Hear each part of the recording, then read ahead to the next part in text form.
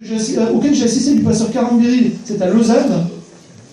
Il avait 3 jours de séminaire, il vient, il dit ouvrez vos Bibles, il commence à voir que la moitié de l'assemblée n'a pas de Bible. Il dit vos cahiers sont où? Personne. Il dit moi j'ai fait 3000 km vous enseigner. Vous croyez que vous allez venir, un étudiant vient sans son cahier, qu'est-ce qu'il va vous rester de ça? Il a commencé à prêcher sur l'importance de la parole, il a changé tout son message. Et soyez des hommes et des femmes de la parole, c'est important. On oublie ça, on le met de côté. On est des gens de l'image aujourd'hui. Mais le texte vivifié par le Saint-Esprit, c'est une base, c'est important. Donc, Ésaïe 6, au verset 8. Le Seigneur vous parle ce matin. J'entendis la voix du Seigneur. Est-ce que tu as déjà entendu la voix du Seigneur? Est-ce que tu l'as entendu te parler? Et dire à Ésaïe, qui enverrai-je? Qui enverrai-je? Qui marchera pour nous? Qui marchera pour nous? Le Seigneur te dit ce matin, j'ai établi des lois sur cette terre, des principes. Le premier principe, c'est que c'est l'homme qui domine sur terre. Je dois passer par un homme pour accomplir ma volonté. Dieu est esprit, il travaille dans le monde spirituel, mais pour accomplir sa volonté sur terre, il a besoin de cœur. Il a besoin d'hommes et de femmes prêts à se lever, prêts à être enseignés, prêts à dire « Père, je suis là, utilise-moi. Père, mes capacités sont limitées, sont faibles. » Regardez les pierres, regardez les gens. Est-ce que c'était des gens instruits? Non. C'était des gens simplement qui avaient un cœur pour Jésus, qui avaient un cœur enseignable, un cœur ouvert à sa parole. Et ce matin, Dieu te dit, je veux envoyer quelqu'un ici à Thonon. J'ai des gens à envoyer. J'ai des hommes et des femmes à envoyer. Pas dans l'église seulement, dans vos quartiers, sur vos lieux de travail, dans vos familles, quand vous partez en vacances. On n'est pas chrétien seulement le dimanche pour chauffer les bancs à l'église. On est chrétien toute la semaine. Toute la semaine. Et la première cellule de l'église, c'est votre famille. Si vous avez un double comportement, double face, souvent, j'aime dire, dans les grandes assemblées en Afrique, bon, les gens viennent, tout le monde danse, chante, on sourit, et combien repartent le midi, où c'est les pleurs, les larmes, les gémissements, on ne s'entend plus dans les foyers, les familles sont déchirées et les couples sont détruits. Sachez qu'aujourd'hui, sur toute la surface de la terre, Satan est à l'œuvre. Il sait qu'il a peu de temps. Il cherche à diviser. Il cherche à ruiner les églises. Il cherche à... c'est le menteur, c'est le voleur. Et là où il va commencer par passer, c'est la famille. Depuis 2008 qu'on est parti avec mon épouse, quand on voit les lois qui sont votées en France, moi je tombe par terre. Des sujets qu'on n'abordait même pas en 2008, aujourd'hui, on va marier des couples homosexuels. On les aime, les homosexuels. Mais la parole est claire, c'est une abomination. Ce n'est pas un mariage c'est une alliance entre un homme et une femme qui symbolise l'alliance de Christ, de Jésus-Christ et son Église. On ne peut pas souiller le mariage. C'est quelque chose qui est une institution voulue par Dieu. C'est le lieu du bonheur dans lequel vont naître des enfants. Et notre responsabilité en tant que parents chrétiens, c'est de transmettre l'amour de la parole de Dieu. On doit les éduquer pour être des adultes responsables demain, capables d'affronter la vie, basée sur la parole. Donc Dieu te dit ce matin, qui enverrai-je? Qui marchera pour moi? Regarde ton cœur ce matin. Dieu ne parle plus aujourd'hui, la plupart du temps, à l'oreille des gens. Il te dit, mais j'ai ma parole. Ouvre ta Bible et tu dis à Dieu, parle-moi. Ferme ta Bible, tu dis à Dieu, mais je ne veux pas t'entendre. Tais-toi. Je n'ai plus envie de t'entendre. Ouvrez vos Bibles, Dieu va vous parler. On va continuer dans un chapitre de Jérémie. Jérémie au chapitre 1. Donc, Jérémie au chapitre 1, au verset 4 et 5. Toujours, les paroles de l'Éternel me furent adressées en ces mots. À chaque fois, Dieu appelle ses serviteurs. Dieu parle. Combien de chrétiens se lèvent? Combien de chrétiens rentrent dans des ministères? Combien de chrétiens sont découragés parce qu'ils se sont levés sans avoir été appelés? Il faut savoir discerner le temps de Dieu. Il faut savoir discerner la volonté de Dieu dans vos vies. Ne vous levez pas au hasard. Ah oui, évangéliser, il me semble que c'est bien. Est-ce que Dieu t'a appelé dans ce quartier? Est-ce que Dieu t'a dit d'aller frapper à cette porte? Tu dois être une bénédiction là où Dieu t'appelle. Et là, même chose. Dieu donne une vocation à Jérémie. La parole de l'Éternel me fut adressée en ces mots. Avant, on l'a chanté tout à l'heure, avant que je ne t'eusse formé dans le ventre de ta mère, je te connaissais. Et avant que tu fusses sorti de son sein, je t'avais consacré, je t'avais établi prophète des nations. Amen. Yes. Tu es appelé. Dieu te connaissait avant la fondation du monde. Dès le ventre de ta mère, Dieu te dit ce matin, mon frère, ma sœur, je t'avais consacré, je t'ai consacré. Que veut dire le mot consacré? Je t'ai mis à part. Je t'ai mis à part. Tu n'es pas venu au monde pour te faire plaisir. Tu n'es pas venu au monde pour t'enrichir. Tu n'es pas venu au monde pour acquérir pouvoir, richesse et honneur. Tu es venu au monde pour glorifier le nom de Jésus-Christ. Tu es venu au monde pour glorifier Dieu dans ta vie. Je t'avais consacré, mis à part. Tu ne peux pas continuer à vivre dans le monde comme les gens du monde. On est dans le monde, mais on doit faire une nette différence entre la vie des chrétiens et la vie des non-chrétiens. Si tu es dans le monde, que tu adoptes le comportement du monde, tu deviens inutile pour Jésus. Tu gâtes même le nom de Jésus, tu déshonores la parole de Dieu. Non, là où vous êtes la différence. Vous devez être une référence. Vous devez manifester l'excellence. Ce n'est pas nous-mêmes, par nous-mêmes, mais par l'Esprit de Christ qui est en nous. C'est par l'Esprit de Jésus qui est en nous. Et il vous dit, je t'ai établi. Jérémie avait été appelé à être prophète des nations. Jérémie avait ses doutes. Jérémie avait ses peurs. Jérémie avait ses craintes, comme chacun d'entre vous. Mais quand il a su que c'est l'Éternel Dieu qui l'avait appelé et qui l'avait établi, c'est-à-dire que je t'ai fait naître avec tous les dons, toutes les capacités pour que tu fasses la différence dans le ministère auquel je t'ai appelé. Jérémie a poussé des jérémiades bien souvent, mais il était jusqu'au bout. C'était pas facile. Il s'est plaint, il s'est jeté à genoux, il a parlé à Dieu, mais à chaque fois, Dieu l'a relevé et il a avancé parce qu'il était à la bonne place, au bon moment, là où Dieu l'avait appelé. À quoi est-ce que Dieu t'a appelé dans ta vie? Ta vie n'est pas une vie de hasard. Dieu t'a voulu, établi avant la fondation du monde, pour que tu puisses exceller dans un domaine, que tu puisses manifester la gloire de Dieu dans un domaine. Quel est le domaine dans lequel Dieu t'a appelé? Vous savez, on parle souvent de ministère. Quand on parle de ministère, tout le monde voit le pasteur et sa femme. Donc on se dit que non, tout doit être posé sur eux. C'est sur eux le ministère. Le ministère, c'est là où Dieu t'a appelé. Le travail est un ministère. Est-ce que tu es à la bonne place dans ton travail? Est-ce que vous avez déjà demandé à Dieu quel est le travail que je dois occuper? À quelle place de travail je dois être?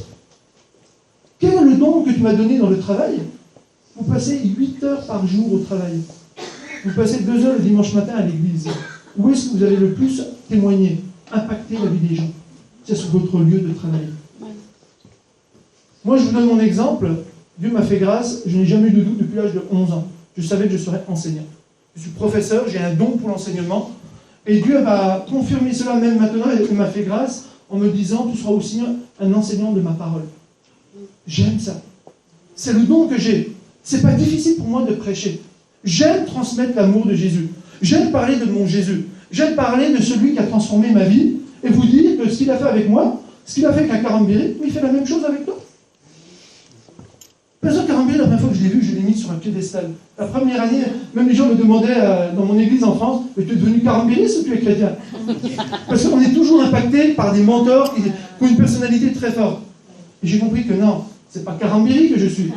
C'est le Jésus que Karambiri sert et qu'il utilise comme un canal de bénédiction pour son peuple. Et un jour, je lui ai dit, tu vas prier pour moi, et je veux recevoir ce que tu as eu et je veux aller plus loin que toi dans la parole de Dieu. Il a dit que voilà. C'est ça qu'un père veut avec ses enfants. Amen. Un père veut que ses enfants réussissent mieux que lui. Amen. Et Dieu vous dit ce matin, tu dois réussir, tu n'es pas programmé pour l'échec. L'échec, en fait, c'est simplement un tremplin pour aller plus loin. On apprend de ses échecs, on apprend de ses erreurs, et on va plus loin encore avec Christ. Amen. Par la suite. Amen. Amen. Amen. Quel est l'objectif de Dieu pour ta vie? Dieu t'a établi pour une mission précise, pour un but précis. Luc et Rachel, c'était l'église de Thomas. C'est l'église d'Ambilly. Mais toi, quel que soit ton âge, quelle que soit ta position, quel est le but de ta vie? Qu'est-ce que Jésus attend de toi? Vous savez, vos pasteurs, priez pour eux. Il y a trop d'églises où les fidèles sont des problèmes pour les pasteurs, alors qu'ils doivent être des solutions. Les pasteurs sont les activateurs de vos vies, les activateurs de vos foi. Ils vont vous nourrir, ils vont croire en vous, ils vont vous encourager, ils vont prier. Sachez, les soutenir dans la prière et sachez les épauler dans le ministère. Ils ont besoin de vous. C'est comme le collège qu'on a créé et le lycée. Si je suis seul, tout le monde voit le blanc là-bas. Ben, forcément, je suis plus visible dans le paysage. Mais à chaque fois, je dis, c'est pas moi qu'il faut voir. C'est toute l'équipe autour de moi. Seul, on ne peut rien. Jésus n'était pas seul. Il a choisi les 12, puis les 70, et il a semé, il a transféré l'onction de Christ, de Dieu. Oui. Quand Jésus vous rencontre, il écrit vos noms dans le livre de vie. Il dit, je t'ai choisi. Amen. Mais on en reste là? Ou bien vous avez envie qu'on mette également d'autres choses dans le livre des œuvres, par exemple, qui va vous suivre? Ou bien vous allez mener votre petite fille chrétienne, je m'excuse, hein, je suis français aussi, mais on aime bien attendre la retraite, on se dit que la retraite c'est la belle vie, etc. Et beaucoup de chrétiens c'est comme ça, ils attendent la retraite, c'est partir au ciel. Alors qu'en fait Dieu vous dit, non, vous êtes venus pour coloniser la terre. Vous êtes venus pour manifester le royaume de Dieu sur cette terre. Amen. Vous êtes venus pour combattre. Vous êtes une armée pour le Dieu vivant. C'est pas un slogan, c'est un combat qui n'est pas dans la chair et le sang, mais un combat spirituel contre les dominations, les principautés.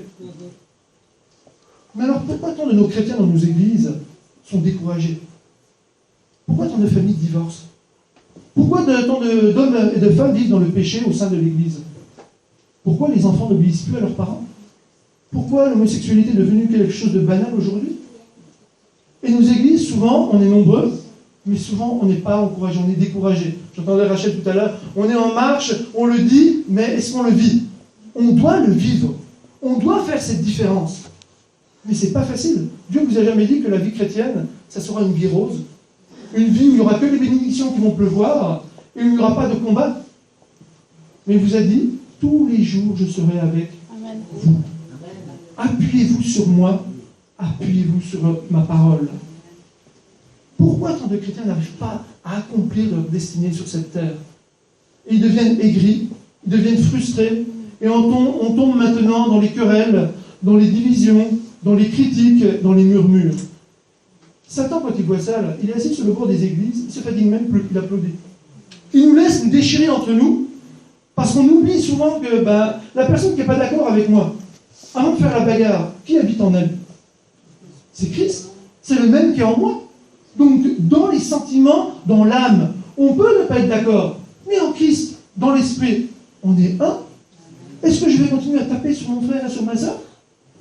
Non. Si ça ne va pas dans sa vie, prie, encourage-le, donne-lui un passage biblique, exhorte-le. Mais si on passe le temps à se déchirer, l'Église est vidée de sa force. Elle est vidée de la puissance du Saint-Esprit. Et je vais vous partager un passage. C'est un des tontons, un de mes référents en Afrique aussi, qui a prêché une fois là-dessus. J'avais jamais entendu quelqu'un prêcher sur le message de l'anneau. Quand Jésus rentre dans Jérusalem. On va lire un petit peu dans Marc 11, au verset 1 à 4. Marc 11, verset 1 à 4. On quitte le magnifique miracle de Bartimée qui recouvre la vue, puis après on part sur une scène banale, comme Jésus aime les faire, pour nous parler à travers des paraboles, à travers des exemples de la vie quotidienne. C'est ça que j'aime chez Jésus. C'est pas quelqu'un qui parle pour des grands intellectuels, c'est quelqu'un qui parle terre à terre d'exemples quotidiens que tout le monde peut prendre pour soi et peut comprendre.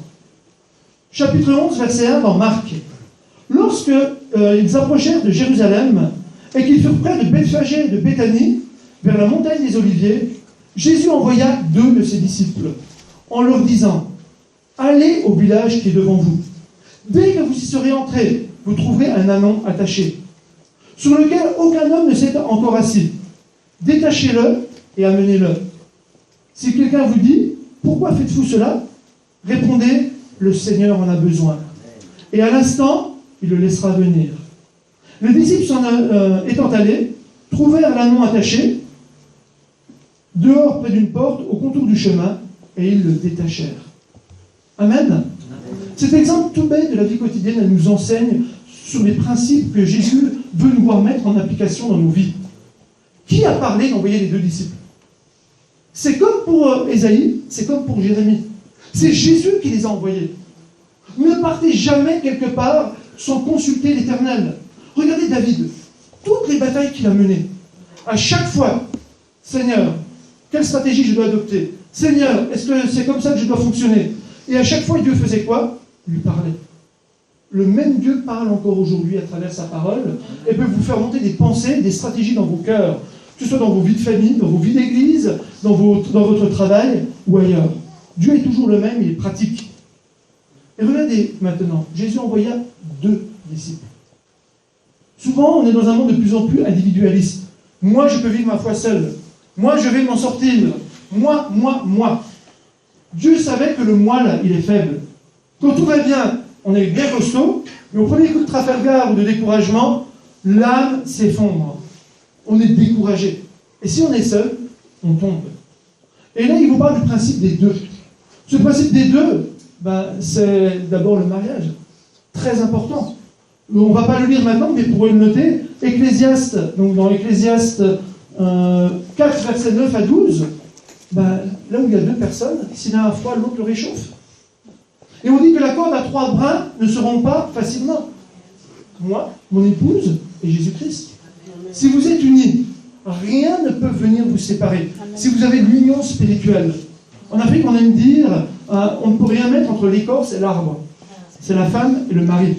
Qui va venir se mettre entre l'écorce et un arbre? Personne.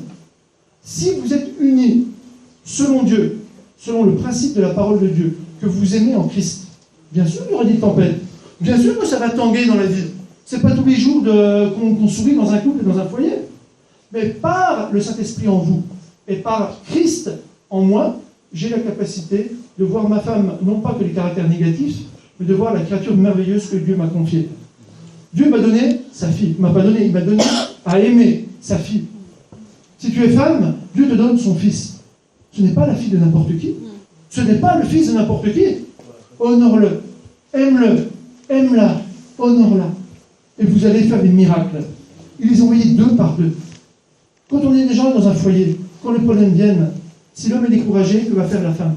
Elle va commencer à l'encourager, à l'aider à croire en lui. Elle va le pousser de l'avant.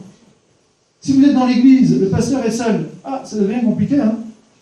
Par contre, la Bible dit, là où 2 ou 3 sont réunis en mon nom, je suis là au milieu d'eux. Et quoi que ce soit que vous demandez, si c'est selon ma volonté, bien sûr, croyez que vous l'avez reçu. La prière de 2 est plus efficace que la prière de 1.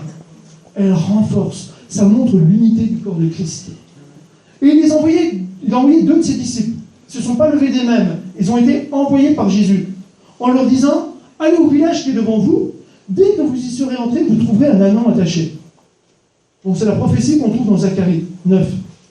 Mais on pourrait se dire, mais pourquoi cet ânon attaché? C'est quoi cet ânon attaché? C'est beaucoup de nos frères et sœurs en Christ.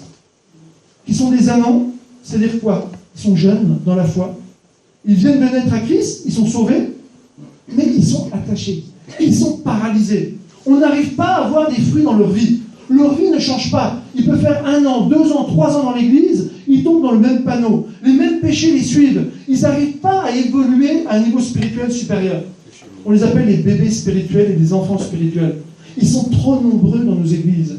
C'est des chrétiens qui attendent tout en fait du pasteur, qui attendent tout des enseignements des autres, mais qui eux-mêmes ne cherchent jamais à aller dans la parole de Dieu, à grandir, à croître.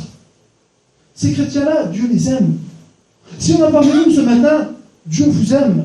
Si vous en connaissez autour de vous, Dieu l'aime.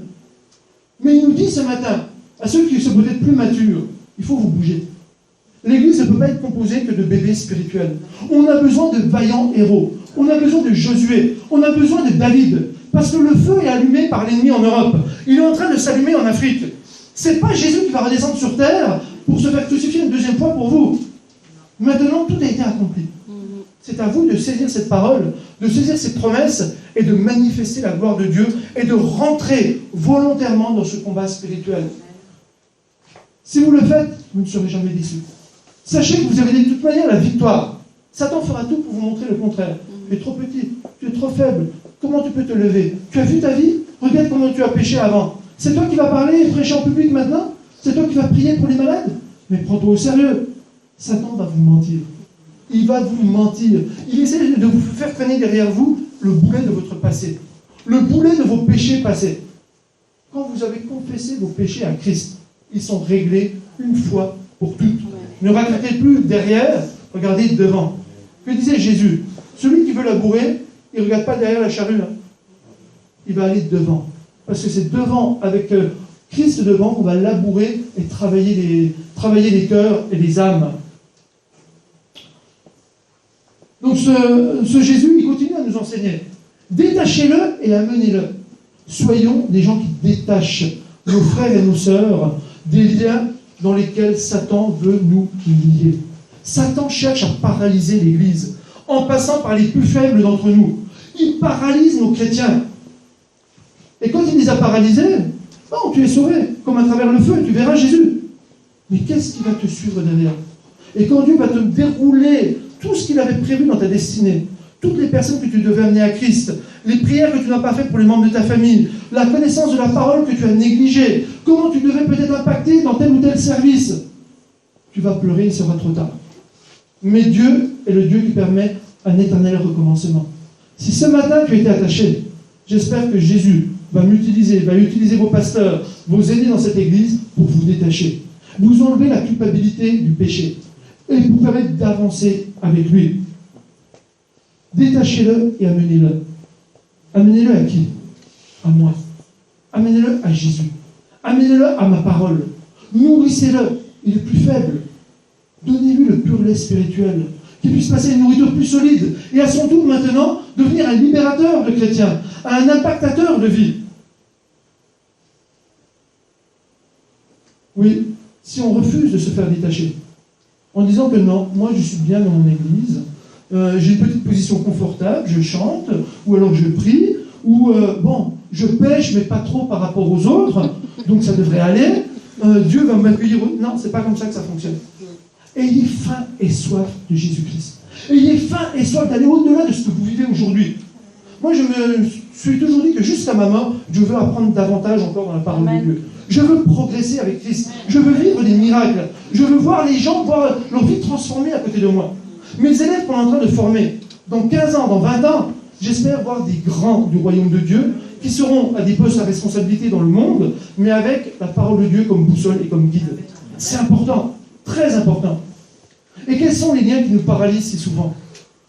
Bon, on ne peut que les citer, c'est pas la peine de s'attarder dessus, ça fait déjà assez mal comme ça. La désobéissance. On sait ce que demande la parole. C'est trop dur, je n'y arrive pas. Comment faire? La Bible dit quoi? Qu'a dit Samuel à Saül? Ah, Dieu préfère l'obéissance aux holocaustes et aux sacrifices. L'obéissance à la parole. Si dans ta vie il y a quelque chose qui n'est pas en règle avec la parole, Dieu te dit, tu ne peux pas continuer à vivre avec moi en faisant comme si de rien n'était. Tu dois régler ta situation. On est chrétien, on vit encore dans le péché. De temps en temps, on tombe. Dieu dit, si tu tombes, c'est pas grave si tu te relèves. Tu confesses ton péché, tu as un avocat auprès du Père et Jésus-Christ, et tu continues à avancer.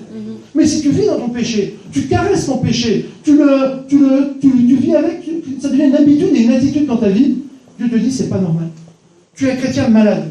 Tu as une maladie spirituelle et tu dois absolument réagir pour sortir de là. Parce que j'ai besoin de toi. N'oubliez pas le thème. Chacun d'entre vous dans cette salle, Dieu vous dit ce matin, j'ai besoin. Un besoin urgent de toi. Dans un monde qui part à volo. Dans un monde où tout ce qui était bien devient mal et tout ce qui est mal devient bien. Les gens ont besoin de points de repère. Et les points de repère, ça peut être nos églises, ça peut être nos familles, ça peut être nos couples qui sont solides. Ça peut être nos enfants qui agissent de manière différente des autres parce qu'ils ont reçu la parole de Dieu. L'impureté. En Europe, tout le monde a Internet. Mais combien d'hommes, si on est tous honnêtes ici, ne sont pas tombés un jour dans la pornographie? Combien luttent avec ça? Aux États-Unis, il y a eu un sondage qui a été fait auprès des pasteurs évangéliques. 75% d'entre eux étaient dans la pornographie, n'arrivaient pas à en sortir. C'est des péchés qui nous suivent. L'alcool, la drogue pour certains. Toutes les addictions. Pour les plus jeunes, c'est Internet, c'est les réseaux sociaux.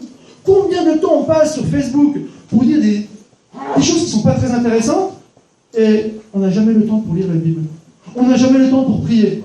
Jamais le temps pour chanter, pour louer notre Seigneur.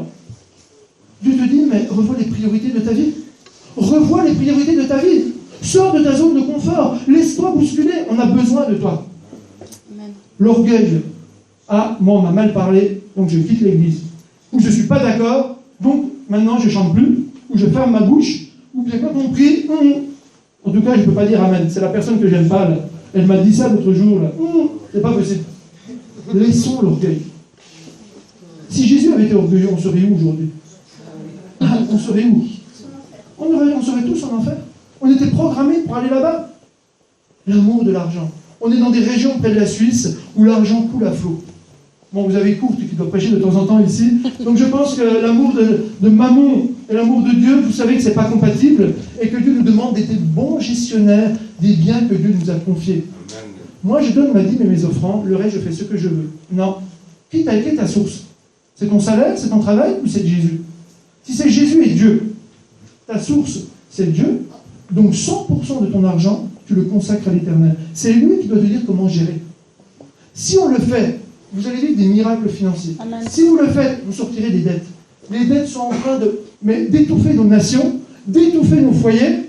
Et dans nos églises, là on est, madame ma femme, combien de chrétiens sont endettés auprès des musulmans? Qui sont les grands commerçants? C'est eux qui possèdent l'argent. Et nos chrétiens, au lieu de se patienter, au lieu d'accepter les enseignements, ils vont se lier chez nos frères musulmans.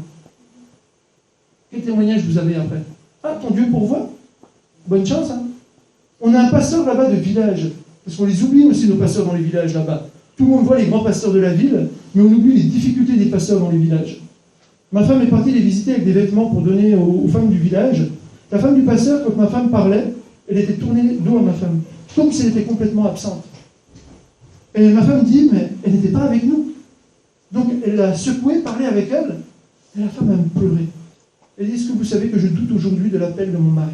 Je doute de l'appel au ministère. C'est trop dur. Que regardez, si on a un enfant malade, si on a un problème pour aller à la ville, il doit aller emprunter la moto de l'imam pour circuler. Comment voulez-vous qu'on puisse évangéliser dans le village? On doit cultiver, c'est dur. On n'a même pas le temps de soigner ou d'évangéliser. Ces pasteurs-là, qui y pensent? Ils se sacrifient. Ils se donnent à l'évangile. Et souvent, quand on donne notre petit confort, on les oublie. Alors que c'est eux qui ont besoin de soutien. Le soutien, ce n'est pas l'argent seulement. C'est les visiter. C'est leur montrer qu'ils ont du prix, de la valeur. C'est aller enseigner. Et un de nos ministères, avec mon épouse, c'est aussi de beaucoup aller dans les églises de village. Et quand vous allez là-bas, non, vous êtes régénérés. Quand vous voyez le bien que ça fait aux gens, de voir qu'ils ont du prix. Puis en plus, vous imaginez, la voiture vient avec l'Européen, son épouse, on prend plein de nos élèves, une chorale pour venir chanter avec eux. Dans le village, tout le monde voit que, mais on négligeait ce passage, mais il a du prix. Si quelqu'un vient le voir, nombreux comme ça, montrez aux gens qui sont autour de vous, qui sont peut-être négligés, qui n'ont peut-être pas beaucoup de moyens, pas beaucoup d'instructions, montrez-leur qu'on les aime. Ils ont de la valeur. Dieu leur tend la main. Il n'y a pas de grade en Christ. Ça n'existe pas. On est tous des chrétiens, entre guillemets, lambda. On a reçu tous la même part de foi et la même part du Saint-Esprit. La différence, c'est comment l'activer dans nos vies. C'est pour ça que je vous dis que vos pasteurs, ce sont des activateurs de vos vies. Des activateurs. Soyez des activateurs de la vie des gens. Le manque de pardon.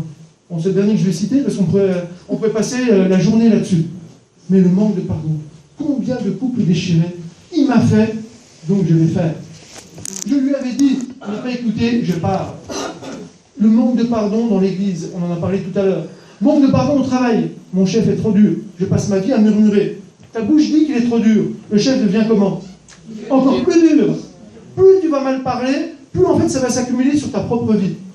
Changez votre langage. Amen. Ayez un langage positif sur les gens. Au lieu de voir ce qui ne va pas là. Je vois un tonton qui a des lunettes. Changez vos lunettes humaines. Prenez les lunettes de Jésus.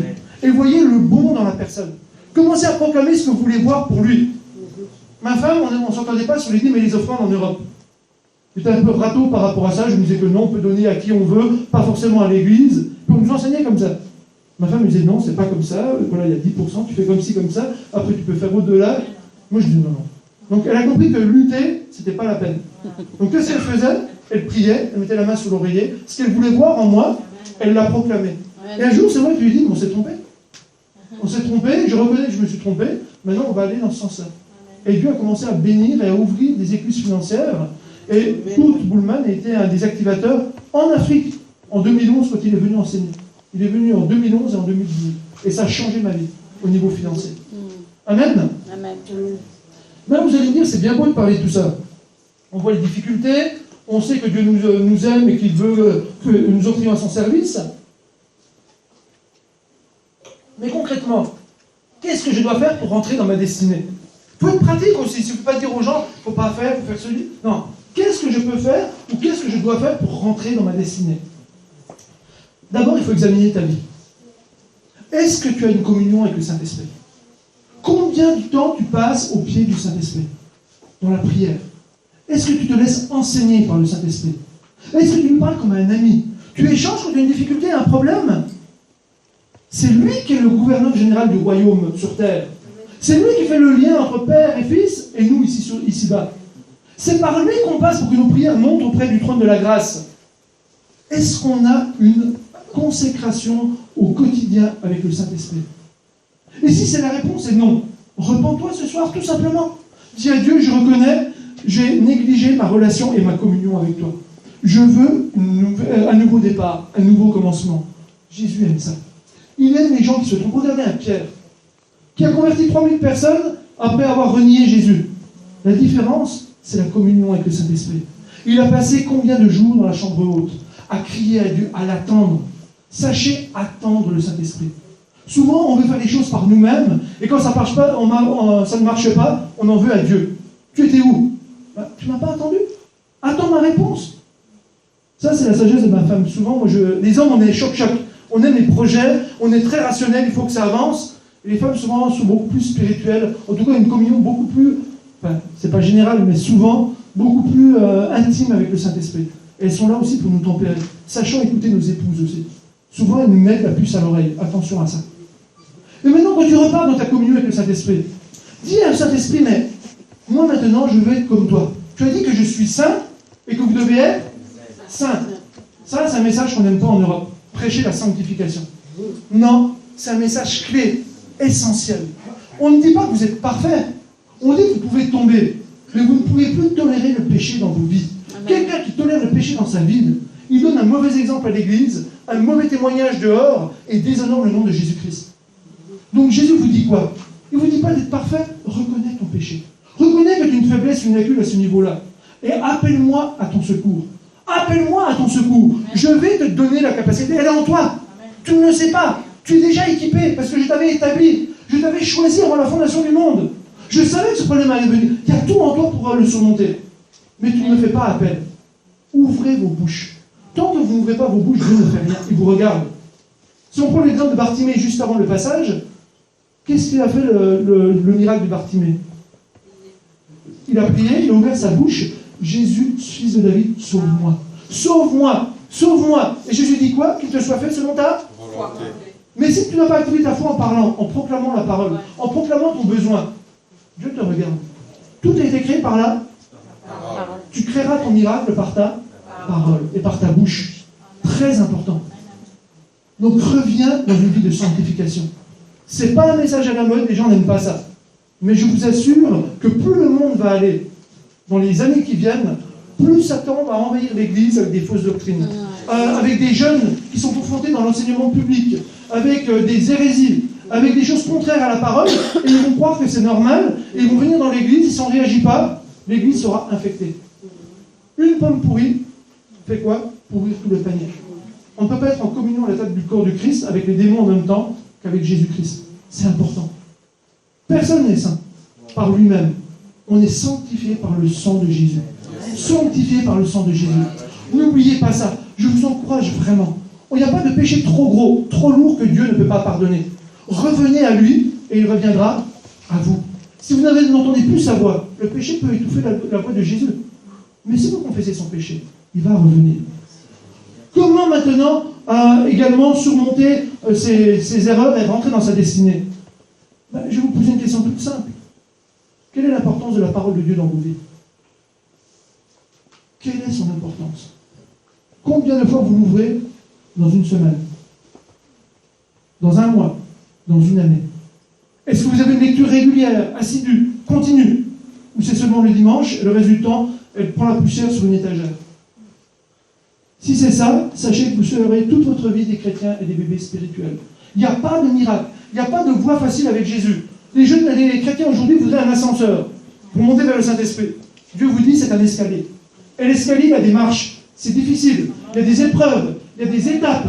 Mais quand tu franchis une marche, Dieu voit que tu as franchi un niveau, un palier spirituel. Il va t'envoyer une épreuve.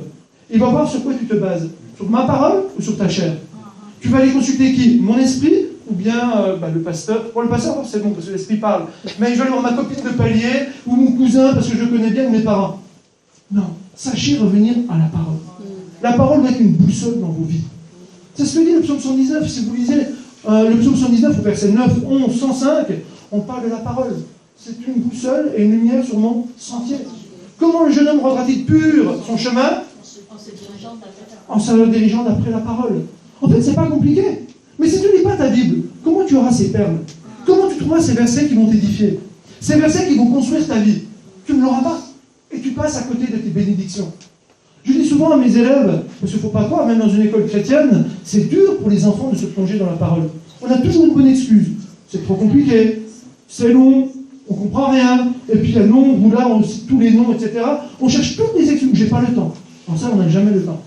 Et si on fait le bilan du temps que tu as passé au téléphone, sur Internet, la télévision, tu pourrais lire ta Bible 20 fois par année. C'est clair. En fait, c'est une décision personnelle. Est-ce que la parole de Dieu a un sens pour toi? Pour moi, elle est effectivement ma boussole. Je ne prends plus de décision, je n'agis plus sans consulter la parole de Dieu. Ça veut dire que j'ai pris une décision un jour, en 2008, avant de partir, en 2007, Dieu m'a envoyé un espèce de pingouin qui était auprès du pasteur Carambili, un Européen, que j'ai vu une fois là-bas, et qui a traversé toute la France. Il a dit, je peux venir vous visiter? Je dis oui. Il était à Laval, il a loué une voiture, il est venu passer 2 jours chez moi. Il nous a assis avec mon épouse pendant 2 jours, il nous observait, puis il ne parlait pas beaucoup. Puis à la fin des 2 jours, il m'a assis, il m'a dit, mon Gloser, vous êtes un couple heureux, épanoui, il n'y a pas de souci, mais tu connais rien à ta parole. Moi, je suis né dans une famille chrétienne, d'arbistes, donc très fermée, et Dieu sait si l'importance était mise sur la parole. Mais tu connais rien. Je t'ai posé des questions, je t'ai vu vivre, en fait, à chaque fois, je t'ai piégé. Tu la connais en gros, mais est-ce que tu la connais vraiment dans le détail? Est-ce que tu as les versets clés pour ta vie, pour enrichir celle des autres? J'avais 37 ans, ça fait mal.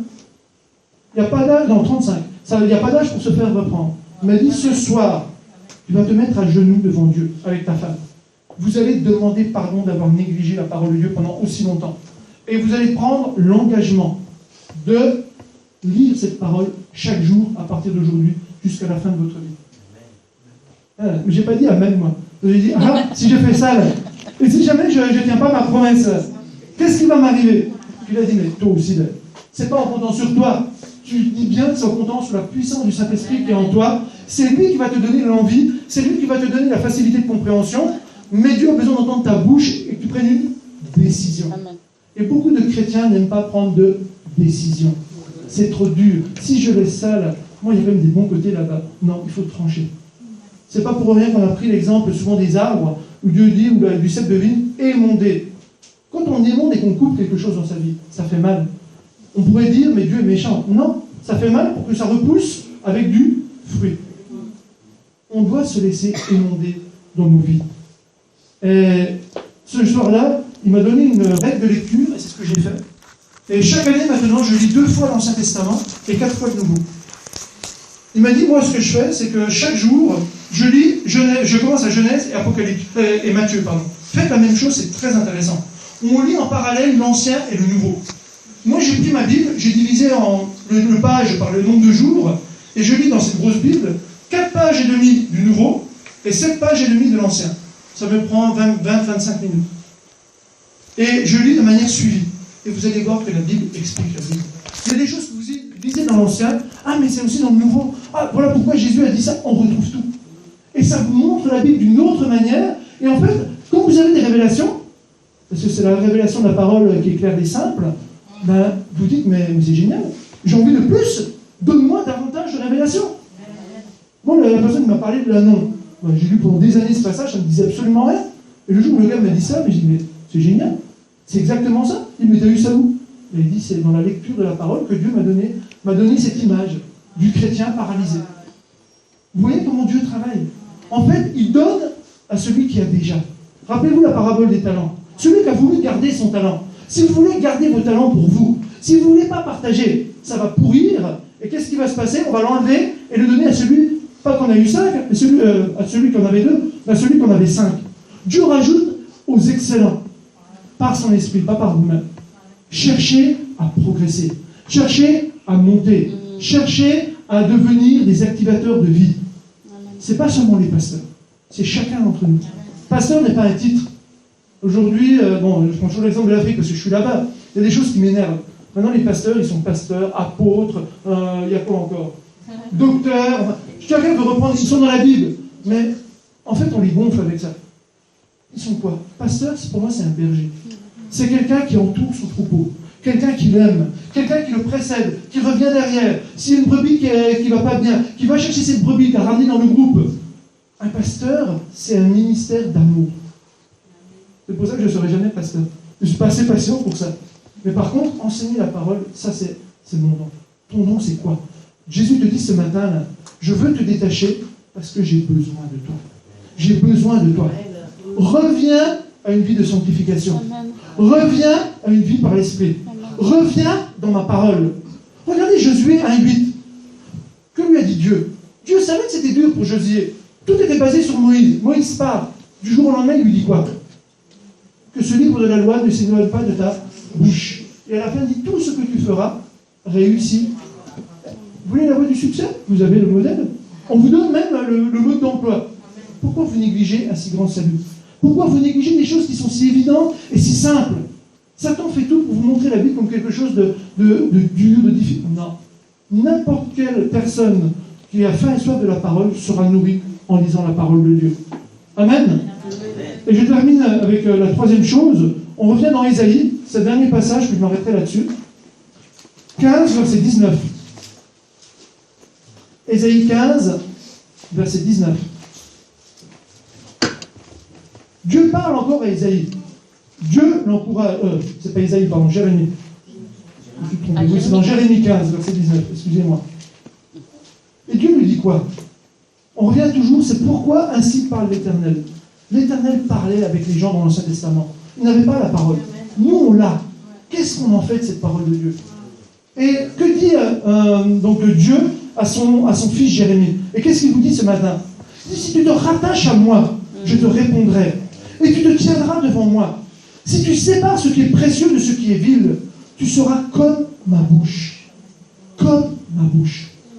Et le troisième point que je vais vous laisser, c'est apprenez à discerner les choses qui ont de la valeur pour Dieu, des choses qui n'en ont aucune. L'argent pour Dieu, c'est un moyen. Ce ne sera jamais un but. C'est un moyen de bénir, c'est un moyen d'encourager, c'est un moyen de faire vivre sa famille. Mais ça ne doit jamais devenir un objectif dans vos vies. Dieu te dit, cherche ce qui est précieux pour moi. Jeune fille, jeune garçon, tu penses que c'est précieux pour Dieu que tu passes 3 heures de temps sur Facebook ou Twitter? Honnêtement. Est-ce que tu penses que ça a du prix? En fait, ça te détache de l'essentiel. Et ça, on ne vous le dit pas assez. En fait, on vous apprend, Satan très jeune vous fait tomber dans des addictions qui vont réduire votre vie chrétienne à une vie du dimanche. Je viens le dimanche à l'église, je repars. Quel est ton impact dans ton collège? Quel est ton impact dans ton lycée? Moi, ma fille, elle est en 5e chez nous, au collège. Elle a demandé l'internat. J'ai découvert l'an dernier, elle était en 6e, elle parlait déjà en langue. Moi, j'ai attendu 38 ans et l'imposition des mains de Karambéry pour en savoir ce que c'était. Je me méfiais de ça beaucoup. Mais elle a faim et soif de l'évangile. Et c'est transmis où? Dans l'école. Toi, tu es dans une école qui n'est pas chrétienne. Tu es dans une école laïque. Quel témoignage tu donnes? Est-ce que tes amis peuvent dire, quand tu quittes, il est différent? Ou bien ils t'associent, ils te disent que tu es exactement comme nous? Si c'est la réponse, repens-toi. Reviens à Jésus. Dis-lui, non, moi je veux changer les choses là où tu m'as mis. Crée je ne sais pas si on peut le faire encore en France, mais de mon temps, on avait les groupes bibliques lycéens, les groupes bibliques universitaires. C'est un espace vraiment pour partager sa foi. Vous êtes minoritaire de toute manière. Mais Jésus était minoritaire en son temps. On ne sera jamais majoritaire sur terre. Ceux qui aiment Jésus et ceux qui veulent le suivre. Mais soyons fidèles. La Bible dit, c'est celui qui persévérera jusqu'à la fin, qui recevra la couronne de la vie. Et moi, j'aimerais vous dire, peuple de Dieu, ce matin, à ton nom, là, Dieu a besoin de vous. Amen. Il a besoin de toi. Il t'interpelle ce matin. Qu'est-ce qui te paralyse dans ta vie? Moi, ce n'est pas à moi de mettre un nom dessus. Tu connais très bien de quoi je parle. Dieu met le doigt sur ton cœur ce matin. Confesse ce péché. Confesse ce qui est lourd pour toi d'abandonner. Dieu ne peut pas travailler avec un cœur laissé à 99%. On doit lui abandonner 100% de notre cœur pour qu'il puisse s'exprimer et manifester tout son amour, toute sa gloire et toute sa compassion dans nos vies, pour qu'on soit un instrument utile à notre Maître. Et rappelle-toi, la vie par l'Esprit, la communion. Combien de temps par jour? L'importance de la parole. Et apprenez à discerner ce qui est important aux yeux de Dieu de ce qui ne l'est pas. Là où tu passeras l'essentiel de ton temps, c'est là où sera ton cœur. Si tu lis jamais ta Bible, tu ne peux pas dire que tu aimes Dieu. Tu peux le proclamer. Tu peux te convaincre toi-même. Mais Satan sait très bien, et Dieu lui aussi, que ce n'est pas ta priorité dans sa vie. Amen. Que Dieu vous encourage, qu'il vous bénisse, et sachez que Dieu veut de grandes choses pour votre Église à Thonon. Vous avez un témoignage important dans cette région très catholique. Les gens ont besoin d'être détachés, libérés et liés. J'aimerais vous demander d'incliner vos têtes et de fermer vos yeux. Que le Seigneur vous montre ce qui dans vos vies fait mal, ce qui dans vos vies, ces péchés cachés que Dieu connaît, qui vous pourrissent la vie, qui vous empêchent d'avancer. Ces mauvaises paroles, ces mauvaises attitudes, ce jugement trop dur entre mon frère et ma sœur, ces querelles incessantes dans le couple, la désobéissance au sein du foyer avec les enfants et les parents. Qu'est-ce qui est lourd dans votre cœur ce matin?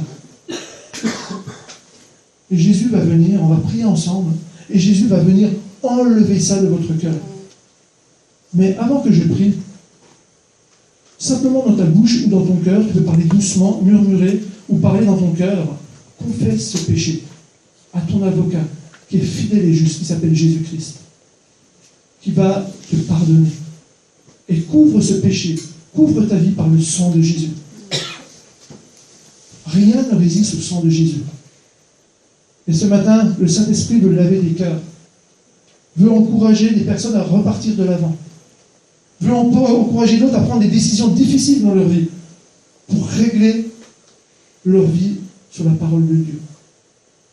Dieu vous aime, Dieu t'aime mon frère, Dieu t'aime ma sœur. Je vais prier pour conclure. Père de grâce, d'amour et de bonté, on veut dire ce matin dans cette assemblée, tous unis par un même esprit, qu'on t'aime Jésus.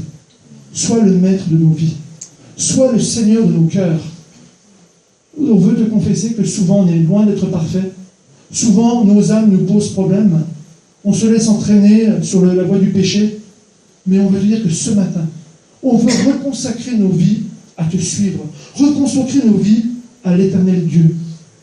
Oui, ne regarde pas à nos péchés, mais regarde au sang de Jésus que nous plaidons sur nos vies, que nous plaidons sur nos âmes, que nous plaidons sur nos cœurs. Et tu as dit dans ta parole que nos péchés, nos cœurs deviendront blancs comme la neige, même s'il était rouge comme le cramoisi. Merci parce que tu nous donnes un nouveau départ avec toi, Jésus. Merci parce que tu nous as donné la capacité de surmonter nos péchés en nous enracinant dans ta parole. Que ta parole devienne importante dans nos vies. Reprends-nous par rapport à cette parole. Donne-moi le courage de m'engager à la lire régulièrement. Parce que c'est elle qui va me parler et me transformer. Aide-moi à faire le tri dans ma vie de ce qui a de la valeur pour toi, de ce qui est sans valeur. Et enfin, Seigneur, je veux vivre non pas par la vue, mais par l'esprit.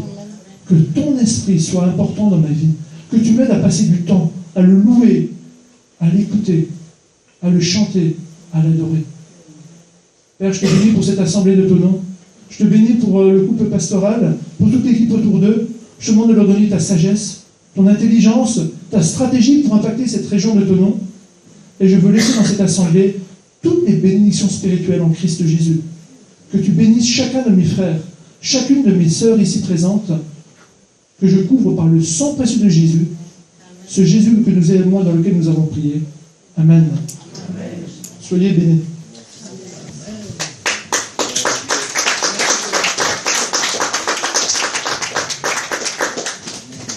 Merci Jean-Daniel pour ce message défiant. C'est un message qui commence à sonner dans les églises. Dieu est en train de faire quelque chose de nouveau, de nous défier.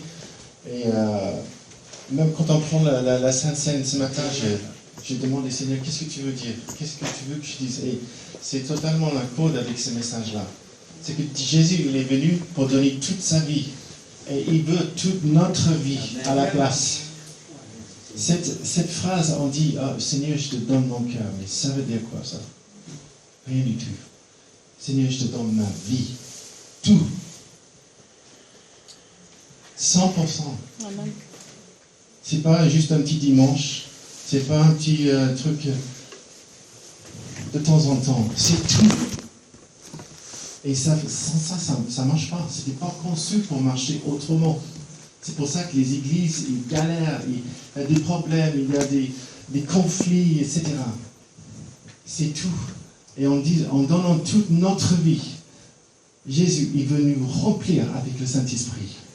Et si vous avez ce matin peur du Saint-Esprit, et si vous résistez, vous pensez d'être chrétien sans le Saint-Esprit, vous n'allez pas avancer. On ne peut rien faire sans lui. Rien. Rien du tout. Jésus, il dit ça dans sa parole, et je peux vous dire, on ne peut rien avancer, on ne peut rien faire sans lui. Donc si vous avez peur de lui, il faut que nous en prions pour vous, pour que ça s'est réglé. Parce que ce n'est pas d'être petit chrétien, je vais dans une église et je crois en Jésus. Non. Même de croire en Jésus, ça c'est le travail du Saint-Esprit qui veut mettre une foi dans notre cœur. C'est la foi du ciel. Ce n'est pas une croix de la tête. Parce qu'il n'y a pas de puissance là-dedans. C'est là. Et donc en prenant le Saint-Seine ce matin, c'est ça, on veut cet échange. C'est essentiel. Dieu, il veut faire quelque chose de nouveau dans l'Église mondiale. Même ici en France, je le crois. Amen. Ici à ton nom. Amen. Même si on est petit, lui, il est grand. Amen. Il veut qu'on déborde de lui. Et même si au jour d'aujourd'hui, on n'est pas là, il cherche des gens qui ont des cœurs, qui disent, Seigneur, viens me changer. Viens nous changer. Amen. Viens prendre tout ce que j'ai pour qu'on soit consommé par le Saint-Esprit. Prends mon compte bancaire, prends mon business, prends mon temps. Moi, je prie ça, moi, je ne suis pas encore là, mais j'ai pris. Et c'est une question de prier, les prières radicaux. N'aie pas peur que Dieu va nous envoyer en Afrique. Il y a des gens qui vont y aller. Mais je voulais pas. ça, c'est l'ancienne façon de penser. On peut faire entièrement confiance à Dieu. On peut tout faire. On peut ouvrir tous les portails à lui. Parce que le temps sur terre est court. Et à la fin, il y a aussi, il y a, on dit en français, il y a un compte à rendre aussi pour ce qu'on a fait sur terre. Notre temps ici est court. C'est pour ça que moi je dis, Seigneur, viens faire tout ce que tu veux. Touche n'importe quel endroit de ma vie pour que ta volonté soit faite et pour que ta vie me remplisse. Pour que je puisse déborder pour le monde. Et Dieu est venu pousser dans les rues. Ça se commence aussi. Amen. Jésus, il est venu pour les perdus. Pas pour construire les églises. Donc, j'invite l'équipe de la Sainte-Seine.